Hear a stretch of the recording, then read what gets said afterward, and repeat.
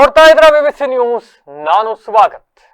ಹಾಸನ ಜಿಲ್ಲೆಯ ದಿನದ ಪ್ರಮುಖ ಸುದ್ದಿಗಳ ಕ್ವಿಕ್ ರೌಂಡ್ ಆಫ್ ನಲ್ಲಿ ಮೊದಲದಾಗಿ ಹೆಡ್ಲೈನ್ಸ್. ಜಾತ್ರೆ ಮುಗಿಸಿ ಬರ್ತಾ ಇದ್ದ ದಂಪತಿಗಳೊಟ್ಟಿಗೆ ಕಿರಿಕ್. ಶಾಸಕ ಶಿವಲಿಂಗೇಗೌಡರ ಆಪ್ತ ಸಮೀವುಲ್ಲಾ ಪುತ್ರನಿಂದ ಪುಂಡಾಟ. ಅರಸೀಕೆರೆಯ ನಡುರಸ್ತೆಯಲ್ಲಿ ಹೈಡ್ರಾಮಾ. ದಾರಿ ವಿಚಾರಕ್ಕೆ ಎರಡು ಗುಂಪುಗಳ ನಡುವೆ ಮಾರಾಮಾರಿ. ಮಹಿಳೆಯನ್ನ ಬೆತ್ತಲುಗೊಳಿಸಿ ಹಲ್ಲೆಗೆ ಯತ್ನ. ಬೇಲೂರು ತಾಲೂಕಿನ ಅಂಚಿಹಳ್ಳಿ ಗ್ರಾಮದಲ್ಲಿ ಘಟನೆ. ಬೂನಳ್ಳಿ ಶ್ರೀನಿವಾಸ್ ಹಾಗೂ ಸೆಕ್ಯೂರಿಟಿ ನಡುವೆ ಗಲಾಟೆ. ಪರಸ್ಪರ ಬಡಿದಾಡಿಕೊಂಡ ಇಬ್ಬರ ವಿರುದ್ಧವೂ ಎಫ್ಐಆರ್. ಮಲೆನಾಡು ಕಾಲೇಜು ಆವರಣದಲ್ಲಿ ಘಟನೆ. ಬೇಲೂರಲ್ಲಿ ಅಪಾಯದ ಮರ. ಅಧಿಕಾರಿಗಳ ನಿರ್ಲಕ್ಷ್ಯಕ್ಕೆ ಸಾರ್ವಜನಿಕರ ಆಕ್ರೋಶ. ಸಾಮಾಜಿಕ ಹೋರಾಟಗಾರ ವೆಂಕಟೇಶ್ ತೀವ್ರ ಕಿಡಿ. ಹಾಸ್ಟೆಲ್ನಲ್ಲಿ ಕೊಲೆ ಆರೋಪಿಗೆ ಆಶ್ರಯ. ಆರೋಪ ಸುಳ್ಳು. ಹಾಸ್ಟೆಲ್ ಬಗ್ಗೆ ಅಪಪ್ರಚಾರ ಬೇಡ. ವಾರ್ಡನ್ ದ್ಯಾವಯ್ಯ ಸ್ಪಷ್ಟನೆ. ರಾಮನವಮಿ ಮಹೋತ್ಸವ. ರಥೋತ್ಸವದಲ್ಲಿ ಪ್ರಮೋದ್ ಮುತಾಲಿಕ್ ಭಾಗಿ. ಸರ್ಕಾರ ಹಾಗೂ ಪೊಲೀಸರ ವಿರುದ್ಧ ತೀವ್ರ ವಾಗ್ದಾಳಿ. ಗೋ ಸಂರಕ್ಷಣೆಗೆ ಕರೆ.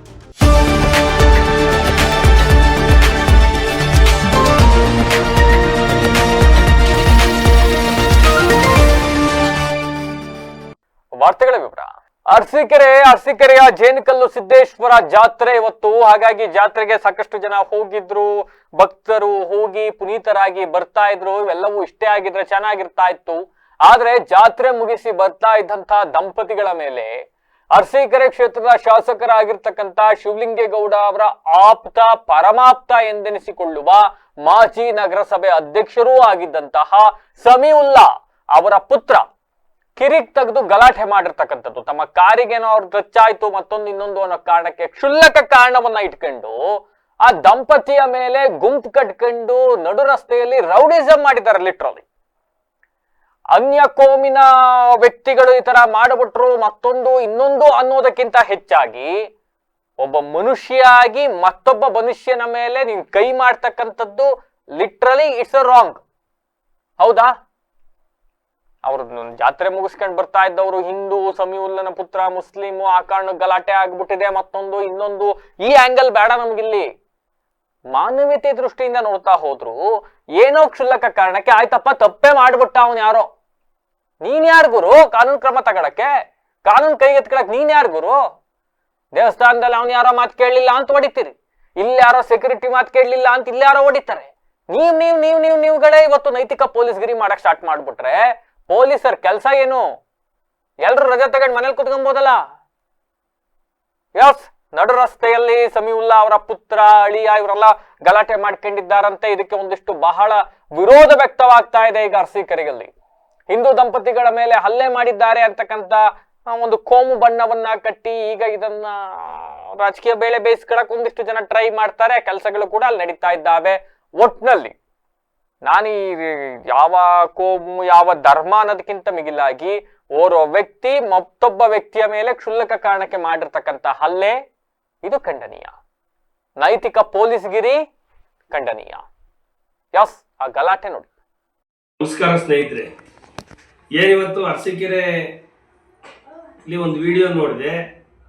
ಏನು ಒಂದು ಅಲಲ್ಕೋರ ಯಾವನ ಸಮೀವುಲ್ಲನ ಮಗ, ಶಾಸಕನ ಬೆಂಬಲಿಗ, ಏನು ಒಂದು ದಂಪತಿ ನೋಡಿದ್ರೆ ಆ ಹಿಂದೂ ದಂಪತಿ ಮೇಲೆ ಹೆಂಡತಿ ಇದ್ರು ಕೂಡ ರಕ್ತ ಬರೋ ರೀತಿ ಹೊಡಿತಾ ಇದ್ದಾರೆ ಅಂದರೆ 100 ಜನ ಸೇರ್ಕೊಂಡು ಇದೇನು ಅರಸೀಕೆರೆ ಇರಬೇಕಾ ಇಲ್ಲ ಹೋಗ್ಬೇಕಾ?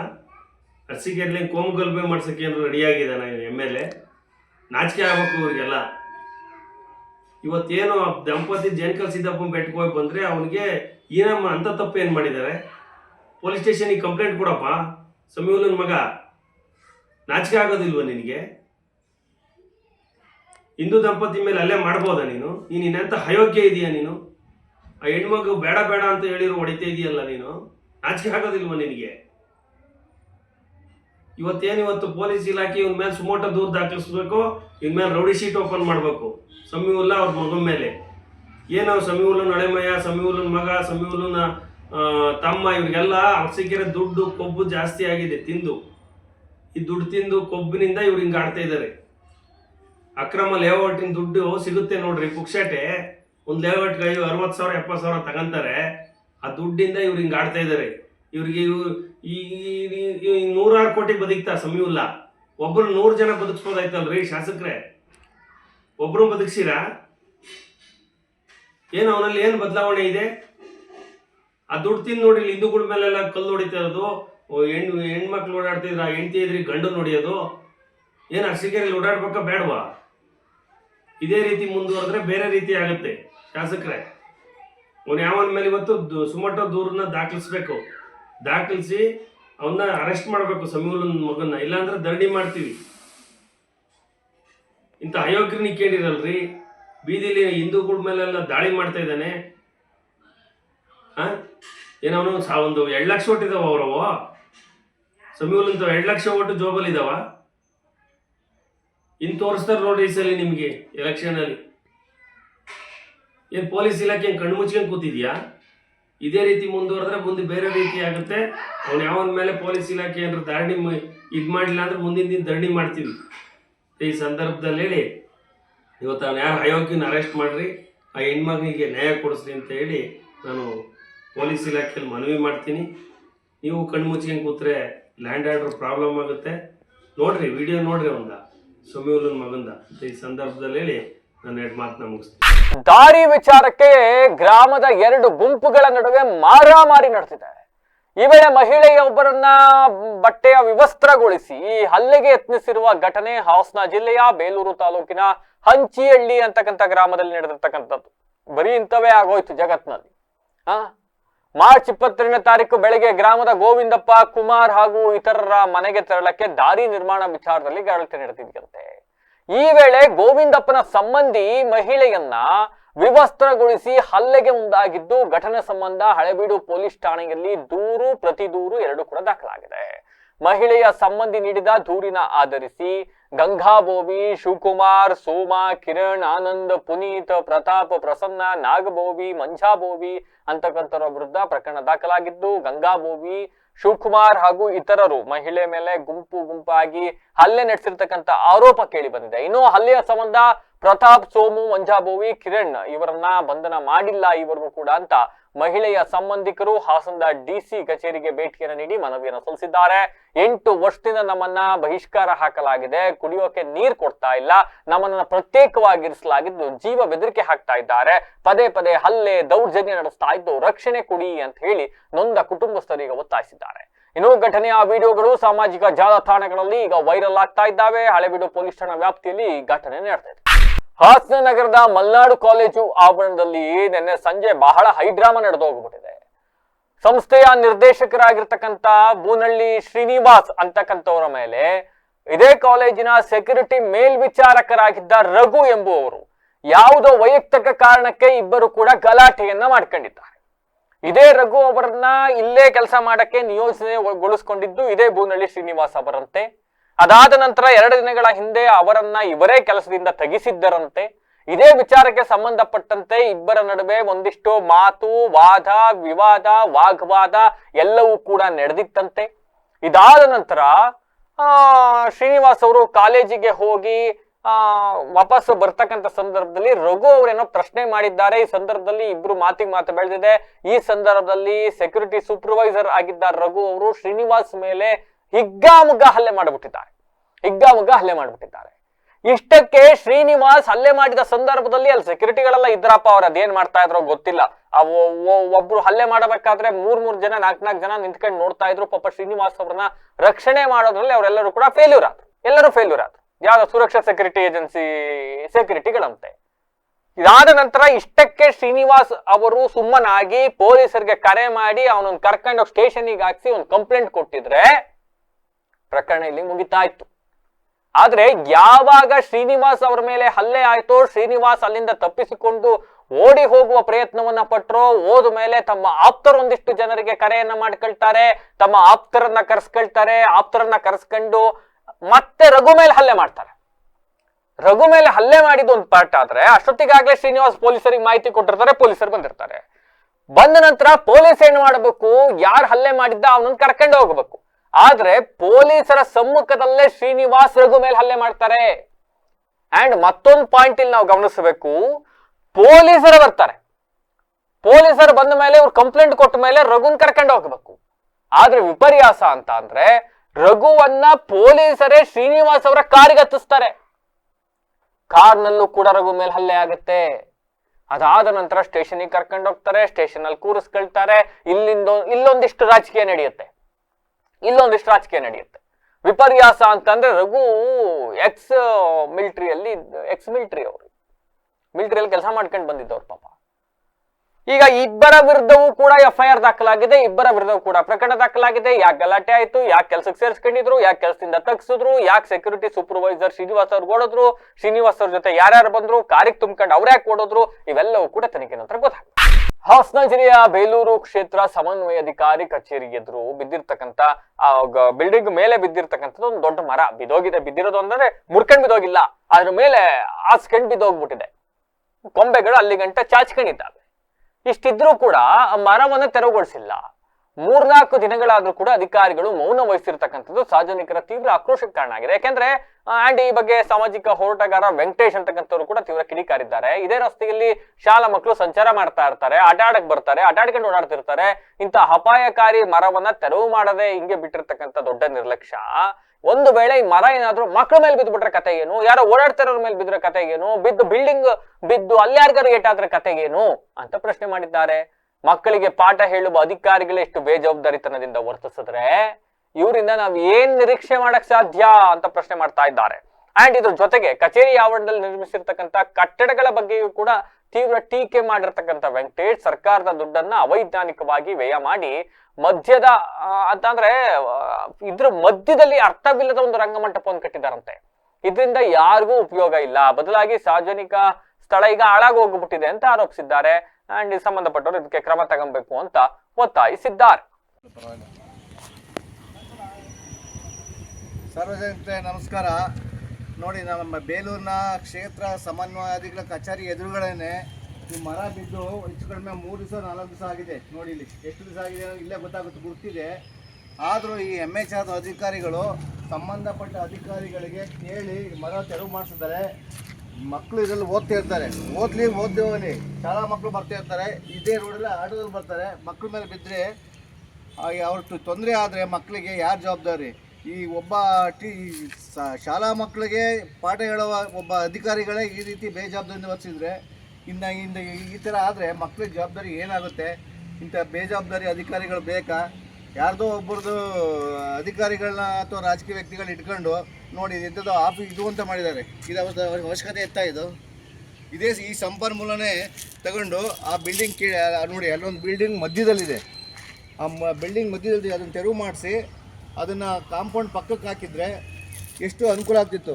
ನೋಡಿ ಇಲ್ಲಿ ಮಧ್ಯದಲ್ಲೇ ಬೇಕಾಬಿಟ್ಟು ಸರ್ಕಾರಿ ದುಡ್ಡನ್ನು ನೋಡಿ ಮಧ್ಯದಲ್ಲಿ ಹೋಗಿ ಅಲ್ಲಿ ಆ ಕಡೆ ಬಿಲ್ಡಿಂಗು ಈ ಕಡೆ ಬಿಲ್ಡಿಂಗು ಮಧ್ಯದಲ್ಲಿ ರಂಗಮಂಟಪ ಕಟ್ಟಿದ್ದಾರೆ. ಅಲ್ಲಿ ಏನು ಮಾಡೋಕ್ಕೆ ಸಾಧ್ಯ ಇದೆ? ಇಲ್ಲಿ ನೋಡಿ ಇಂಥದ್ದು ಮೂತ್ರ ವಿಸರ್ಜನೆ ಮಾಡೋಕ್ಕಂತೆ ಈ ರಂಗಮಂದಿರ ಎದುರುಗಡೆ ಮೂತ್ರ ವಿಸರ್ಜನೆ ಮಾಡೋಕ್ಕೆ ಮಧ್ಯದಲ್ಲಿ ಮಾಡಿದ್ದಾರೆ. ಇಷ್ಟು ಅವೈಜ್ಞಾನಿಕವಾಗಿ ಸರ್ಕಾರ ದುಡ್ಡನ್ನು ಪೋಲ್ ಮಾಡೋವಂಥ ಅಧಿಕಾರಿಗಳು ಅಂತ ಅಂದರೆ ಬೇಲೂರಿನ ಈ ನಮ್ಮ BO ಮತ್ತು ಕ್ಷೇತ್ರ ಸಮನ್ವಯದ ಅಧಿಕಾರಿಗಳೇ ಇರಬೇಕು ಅಂತ ಕಾಣುತ್ತೆ. ಇವ್ರಿಗೇನು ಒಂಚೂರು ಪರಿಜ್ಞಾನ ಏನೂ ಇಲ್ಲ ಅಂತ ಕಾಣುತ್ತೆ. ಅವ್ರ ಮಕ್ಕಳಾರು ಈ ಥರ ಮಾಡ್ತಾರಾ? ಸರ್ಕಾರ ದುಡ್ಡನ್ನು ಮಕ್ಕಳಿಗೆ ಸದುಪಯೋಗ ಮಾಡಬೇಕು. ಅದನ್ನು ಬಿಟ್ಬಿಟ್ಟು ಬೇಕಾಬಿಟ್ಟು ಅದೇ ರೀತಿ ಯಾವ ಸರ್ಕಾರ ದುಡ್ಡು ನನಗೇನು ಸಂಬಳ ಬರುತ್ತೆ, ಇನ್ನೂ ಇಲ್ಲ ಕಟ್ಟು ಅಲ್ಲಿ ಕಟ್ಟು ಎಲ್ಲಿ ಕಟ್ಟು ಅಂತಾರೆ. ಇಲ್ಲಿ ನೋಡಿ ಕ್ಲೀನಾಗೆಲ್ಲ ಸುತ್ತಲೂ ಕಟ್ಟಿದರೆ ಇವತ್ತು ಮಕ್ಕಳಿಗೆ ಇಲ್ಲಿ ಒಂದು ರಂಗಮಂದಿರ ಮೂಲೆ ಮಾಡಿ ಮಕ್ಕಳಿಗೆ ಶಾಲಾ. ಹಾಸನದ ಸಮಾಜ ಕಲ್ಯಾಣ ಇಲಾಖೆ ಹಾಸ್ಟೆಲ್ನಲ್ಲಿ ಕೊಲೆ ಆರೋಪಿಗೆ ಆಶ್ರಯ ನೀಡಲಾಗಿದೆ ಎಂಬ ಆರೋಪ ಸತ್ಯಕ್ಕೆ ದೂರ ಆಗಿದೆ. ಇಂತಹ ಸುಳ್ಳು ಸುದ್ದಿ ಹರಡಬೇಡಿ ಅಂತ ಆಕಾಶವಾಣಿ ಹಿಂಭಾಗ ಇರ್ತಕ್ಕಂಥ ಸಮಾಜ ಕಲ್ಯಾಣ ಇಲಾಖೆಯ ಮೆಟ್ರಿಕ್ ನಂತರದ ಬಾಲಕರ ವಿದ್ಯಾರ್ಥಿ ನಿಲಯದ ವಾರ್ಡನ್ ದ್ಯಾವಯ್ಯ ಮನವಿಯನ್ನ ಮಾಡಿದ್ದಾರೆ. ಈ ಬಗ್ಗೆ ಇಂದು ಮಾತನಾಡಿರ್ತಕ್ಕಂಥ ಅವರು ಈ ಹಾಸ್ಟೆಲ್ ತನ್ನದೇ ಆದಂತಹ ಐತಿಹಾಸಿಕ ಹಿನ್ನೆಲೆಯನ್ನು ಹೊಂದಿದ್ದು ಲಕ್ಷಾಂತರ ವಿದ್ಯಾರ್ಥಿಗಳ ಉಜ್ವಲ ಭವಿಷ್ಯ ನಿರ್ಮಾಣಕ್ಕೆ ಅನುಕೂಲವನ್ನು ಕಲ್ಪಿಸಿದೆ. ಆದ್ರಿಂದ ಇಂತಹ ಹಾಸ್ಟೆಲ್ ಬಗ್ಗೆ ಮಾಧ್ಯಮ ಹಾಗೂ ಸಾಮಾಜಿಕ ಜಾಲತಾಣಗಳಲ್ಲಿ ಅಪಪ್ರಚಾರ ಮಾಡ್ತಾ ಇರ್ತಕ್ಕಂಥದ್ದು ಸರಿಯಾದ ಬೆಳವಣಿಗೆ ಅಲ್ಲ ಅಂತ ಹೇಳಿದ್ರು. ಇನ್ನು ತಾನು ಕಳೆದ ಹಲವು ವರ್ಷಗಳಿಂದ ಈ ಹಾಸ್ಟೆಲ್ ನಲ್ಲಿ ನಿಲಯ ಪಾಲಕರಾಗಿ ಕೆಲಸವನ್ನ ನಿರ್ವಹಿಸ್ತಾ ಇದ್ದೇನೆ. ಆದ್ರೆ ಈವರೆಗೂ ಕೂಡ ಯಾವುದೇ ರೀತಿಯ ಕಪ್ಪು ಚುಕ್ಕಿ ಬಂದಿಲ್ಲ. ಆದ್ರೆ ಇತ್ತೀಚೆಗೆ ಹರಡಿರ್ತಕ್ಕಂಥ ಸುಳ್ಳು ಸುದ್ದಿಯಿಂದ ಇಲ್ಲಿನ ವಿದ್ಯಾರ್ಥಿಗಳು ಆತಂಕದ ವಾತಾವರಣ ದಲ್ಲಿ ಕಾಲ ಕಳೆಯುವಂತಾಗಿದೆ. ಯಾರೋ ಹೇಳಿದ ಮಾತಿಗೆ ಕಿವಿ ಕೊಡಬೇಡಿ. ತಾನು ಕೂಡ ಪ್ರತಿದಿನ ಹಾಸ್ಟೆಲ್ನಲ್ಲೇ ಇದ್ದು ಎಲ್ಲವನ್ನ ಗಮನಿಸುವ ಕೆಲಸವನ್ನ ಮಾಡ್ತಾ ಇದ್ದೇನೆ. ಅಪರಿಚಿತರು ಹಾಸ್ಟೆಲ್ಗೆ ಬರುವುದನ್ನ ಕಡ್ಡಾಯವಾಗಿ ನಿಷೇಧಿಸಿ ಕಟ್ಟುನಿಟ್ಟಾಗಿ ಅದನ್ನ ಪಾಲನೆ ಮಾಡಲಾಗ್ತಾ ಇದೆ. ಪ್ರತಿದಿನ ವಿದ್ಯಾರ್ಥಿಗಳ ಚಲನವಲನವನ್ನ ಗಮನಿಸಿ ಅವರಿಗೆ ಅಗತ್ಯವಿರುವ ಮೂಲಭೂತ ಸೌಕರ್ಯವನ್ನ ಕಲ್ಪಿಸುವ ಸಲುವಾಗಿ ಪ್ರಾಮಾಣಿಕವಾಗಿ ಕೆಲಸ ಮಾಡ್ತಾ ಇದ್ದೀನಿ.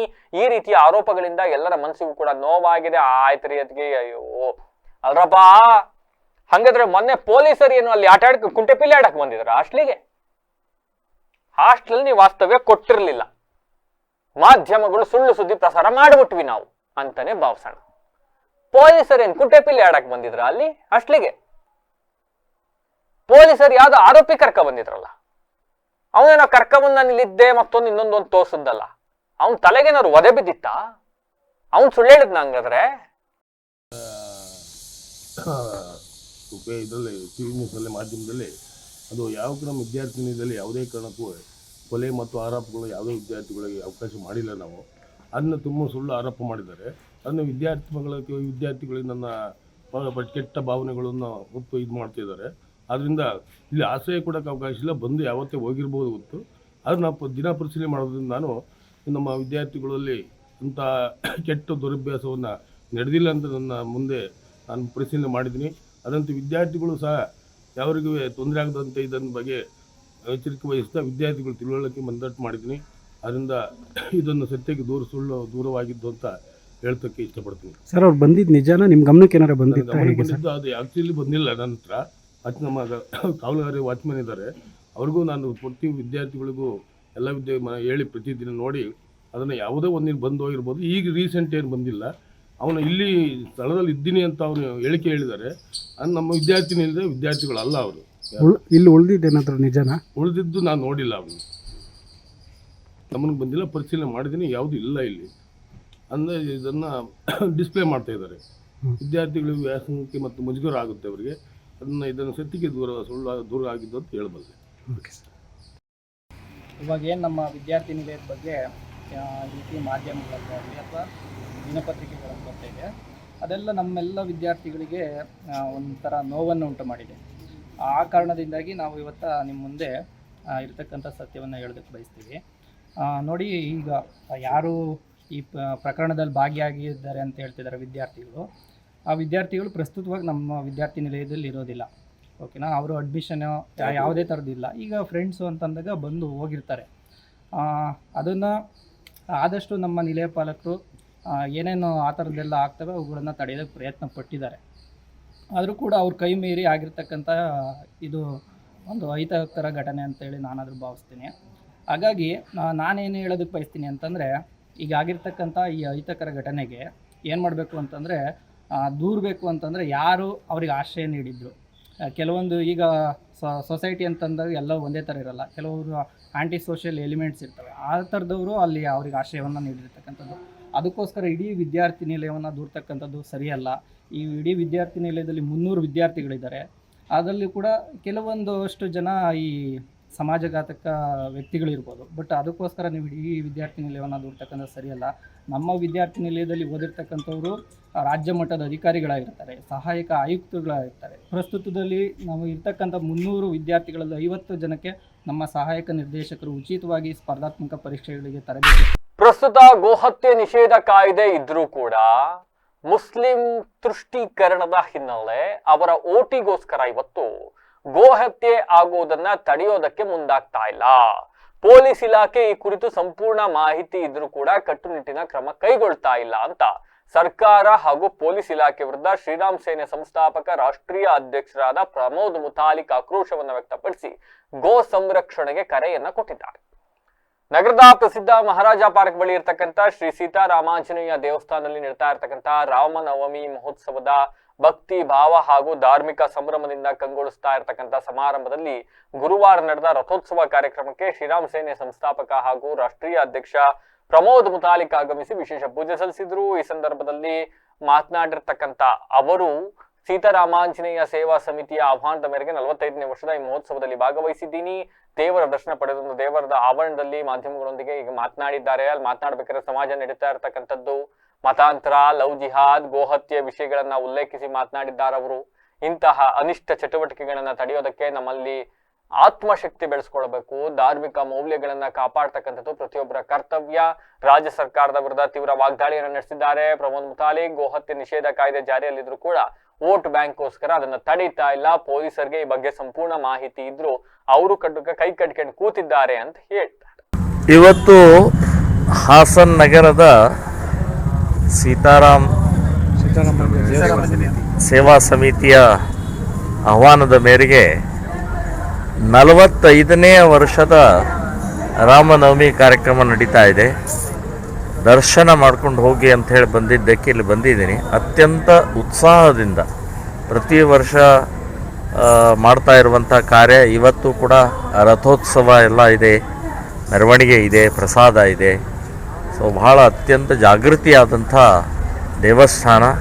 ಸೊ ಎಲ್ಲರಿಗೂ ಆಯುಷ್ಯ, ಆರೋಗ್ಯ, ಧನ ಸಂಪತ್ತು ನೀಡ್ತಾ ಇರುವಂಥ ಮತ್ತು ಭಾರತ ದೇಶದಲ್ಲಿ ಆಗ್ತಾ ಇರುವಂಥ ಇವತ್ತಿನ ಮತಾಂತರ ಇರ್ಬೋದು, ಲವ್ ಜಿಹಾದ್ ಇರ್ಬೋದು, ಗೋಹತ್ಯೆ ಇರ್ಬೋದು, ತಡೆಯೋ ಶಕ್ತಿ ಆ ಪ್ರಭು ಶ್ರೀರಾಮಚಂದ್ರ ನಮಗೆಲ್ಲರಿಗೂ ಕೊಡಲಿ ಅಂತ ಹೇಳಿ ನಾನು ಪ್ರಾರ್ಥನೆಯನ್ನು ಮಾಡಿಕೊಂಡಿದ್ದೀನಿ.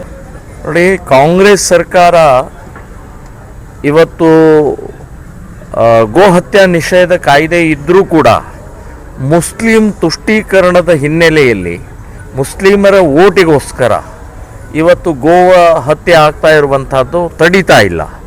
ಹಿಂದೂ ಕಾರ್ಯಕರ್ತರೇನಾದರೂ ತಡೆದರೆ ಹಿಂದೂ ಕಾರ್ಯಕರ್ತರ ಮೇಲೆ ಕೇಸ್ ಹಾಕುವಂಥ ಒಂದು ವಿಚಿತ್ರವಾದಂಥ ವ್ಯವಸ್ಥೆ ಇದೆ. ಸೊ ಕಾಂಗ್ರೆಸ್ ಸರ್ಕಾರಕ್ಕೆ ಗೋವಿನ ಶಾಪ ತಟ್ಟತ್ತೆ ಅಂತ ಹೇಳ್ತೀನಿ, ಗೋವಿನ ಪಾಪ ತಟ್ಟತ್ತೆ ಅಂತ ಅನ್ನುವಂಥದ್ದು ಹೇಳ್ತೀನಿ. ಗೋಮಾತೆ ಬರೀ ಪೂಜಾ ಪ್ರಾಣಿ ಅಷ್ಟೇ ಅಲ್ಲ, ನಮಗೆ ಅನ್ನ ಹಾಕ್ತಾ ಇದೆ, ನಮಗೆ ಕೈ ಕೆಲಸ ಕೊಡ್ತಾ ಇದೆ, ಔಷಧಿ ಕೊಡ್ತಾ ಇದೆ, ಗೊಬ್ಬರ ಕೊಡ್ತಾ ಇದೆ. ಸೊ ಇಡೀ ದೇಶಕ್ಕೆ ಒಂದು ಶ್ರೇಷ್ಠವಾದಂಥ ಕೃಷಿ ಪ್ರಧಾನವಾದಂಥ ದೇಶ. ಡಾಕ್ಟರ್ ಅಂಬೇಡ್ಕರ್ ಅವರು ಸಂವಿಧಾನದಲ್ಲೇ ಬರೆದಿದ್ದಾರೆ, ಕೃಷಿಗೆ ಬೇಕಾದಂಥ ಯಾವ ಪ್ರಾಣಿಗಳಿದ ಅದರ ಸಂರಕ್ಷಣೆಯ ಎಲ್ಲರ. ಈಗ ಮತ್ತೊಮ್ಮೆ ಹೆಡ್ಲೈನ್ಸ್. ಜಾತ್ರೆ ಮುಗಿಸಿ ಬರ್ತಾ ಇದ್ದ ದಂಪತಿಗಳೊಟ್ಟಿಗೆ ಕಿರಿಕ್. ಶಾಸಕ ಶಿವಲಿಂಗೇಗೌಡರ ಆಪ್ತ ಸಮೀವುಲ್ಲಾ ಪುತ್ರನಿಂದ ಪುಂಡಾಟ. ಅರಸೀಕೆರೆಯ ನಡುರಸ್ತೆಯಲ್ಲಿ ಹೈಡ್ರಾಮಾ. ದಾರಿ ವಿಚಾರಕ್ಕೆ ಎರಡು ಗುಂಪುಗಳ ನಡುವೆ ಮಾರಾಮಾರಿ. ಮಹಿಳೆಯನ್ನ ಬೆತ್ತಲುಗೊಳಿಸಿ ಹಲ್ಲೆಗೆ ಯತ್ನ. ಬೇಲೂರು ತಾಲೂಕಿನ ಅಂಚಿಹಳ್ಳಿ ಗ್ರಾಮದಲ್ಲಿ ಘಟನೆ. ಬೂನಳ್ಳಿ ಶ್ರೀನಿವಾಸ್ ಹಾಗೂ ಸೆಕ್ಯೂರಿಟಿ ನಡುವೆ ಗಲಾಟೆ. ಪರಸ್ಪರ ಬಡಿದಾಡಿಕೊಂಡ ಇಬ್ಬರ ವಿರುದ್ಧವೂ ಎಫ್ಐಆರ್. ಮಲೆನಾಡು ಕಾಲೇಜು ಆವರಣದಲ್ಲಿ ಘಟನೆ. ಬೇಲೂರಲ್ಲಿ ಅಪಾಯದ ಮರ. ಅಧಿಕಾರಿಗಳ ನಿರ್ಲಕ್ಷ್ಯಕ್ಕೆ ಸಾರ್ವಜನಿಕರ ಆಕ್ರೋಶ. ಸಾಮಾಜಿಕ ಹೋರಾಟಗಾರ ವೆಂಕಟೇಶ್ ತೀವ್ರ ಕಿಡಿ. ಹಾಸ್ಟೆಲ್ನಲ್ಲಿ ಕೊಲೆ ಆರೋಪಿಗೆ ಆಶ್ರಯ. ಆರೋಪ ಸುಳ್ಳು.